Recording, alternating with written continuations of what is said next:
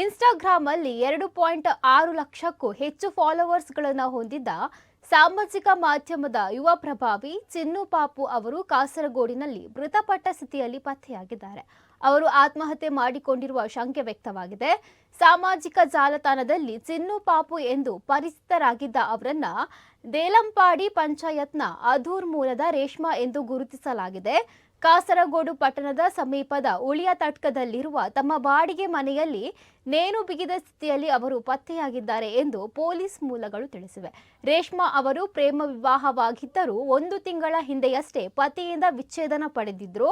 ಅವರ 4 ವರ್ಷದ ಮಗು ಅಧೂರ್ನಲ್ಲಿ ಪೋಷಕರ ಮನೆಯಲ್ಲಿದೆ. ಘಟನೆ ಬೆಳಕಿಗೆ ಬಂದ ತಕ್ಷಣ ನೆರೆಹೊರೆಯವರು ರೇಷ್ಮಾರನ್ನ ಸಮೀಪದ ಆಸ್ಪತ್ರೆಗೆ ಕರೆದೊಯ್ದರೂ ವೈದ್ಯರು ಮೃತಪಟ್ಟಿರುವುದಾಗಿ ಘೋಷಿಸಿದ್ದಾರೆ.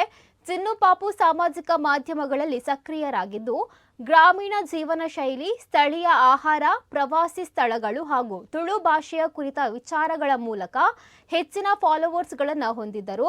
ಸಾಮಾನ್ಯವಾಗಿ 7 ರಿಂದ 10 ದಿನಗಳಿಗೊಮ್ಮೆ ಕಂಟೆಂಟ್ಗಳನ್ನು ಪೋಸ್ಟ್ ಮಾಡುತ್ತಿದ್ದರು.